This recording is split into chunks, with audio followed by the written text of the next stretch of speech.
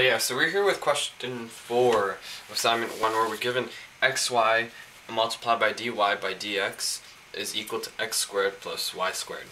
Now, generally when you're supposed to solve any IVP, you're told to, my suggestion would be that you either try to put it in one of these two forms to make it easy for you. So either y prime plus px times y is equal to rx, or pxy times dy. Pxy is just a function of x and y, so it could be anything like x plus y or anything practically. Qxy dx is equal to fxy. The thing is, you really can't do that for any of these equations. Now the first step for this one would probably be to isolate the dy by dx. Do that by dividing both sides by xy. So you get dy by dx is equal to x squared over xy plus y squared over xy. Now, as you can see, x over here will cancel with one of the x's, and y will cancel with one of the y's, so you'll end up getting x over y plus y over x. Now, you could take the y over x to the other side, so you get dy by dx minus y over x is equal to x over y. And that sort of looks like this equation we have right up here, except for one part.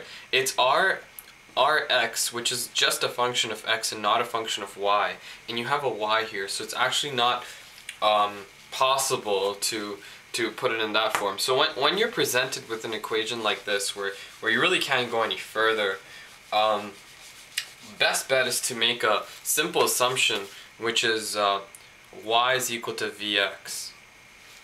Now, by making this assumption, your job is to basically sub in for any value of y, and you should be able to solve it. And then at the end of the equation, sub back in. So sub out v. So what's important to know is that although you can sub in y easily, you need to get rid of this dy by dx. Now, the way of doing this is y prime is actually equal to the derivative of x, which is 1, multiplied by v, plus x multiplied by the derivative of v. So you end up getting an equation like this. So you can sub this in over here, and you can sub in for any value of y with this equation. So once we do that, you get an equation quite similar to this.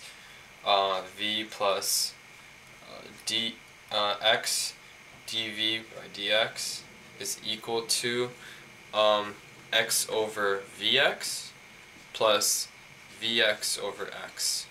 And as you can see, the x's will cancel on this side, and you're left with an equation as v plus x dv by dx is equal to 1 over v plus v.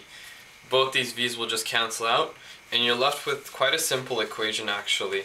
It's just x dv over dx is equal to 1 over v, which is separable now, so you can get all the v's on one side and all the x's on the other. So all you actually have to do is cross multiply, and you get v dv is equal to dx over x. I separated the 1 over x because we're going to be integrating. You could write it as dx over x, but when you integrate, it's easier to see the final answer by just leaving it as 1 over x by dx.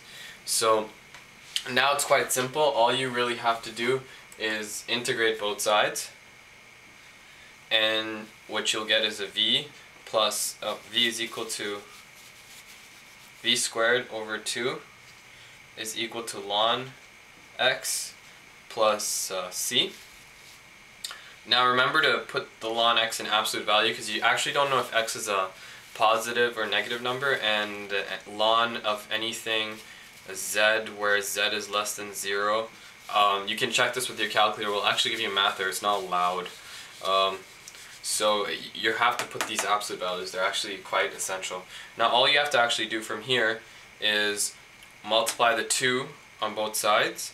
So, well, get the 2 on the other side, so you have a v squared is equal to 2 ln x plus c. Just make that smoother. Okay, and then all you have to do now is sub in for your v to make it into y squared is equal to something. Now you can easily do that because you know y is equal to vx, so v is equal to y over x.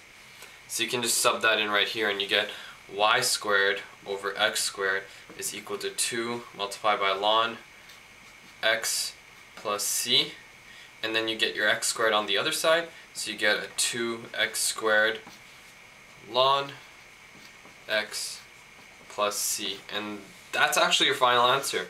And the reason it is because in the question they did say leave it in implicit form, so you actually don't have to simplify anymore. So yeah.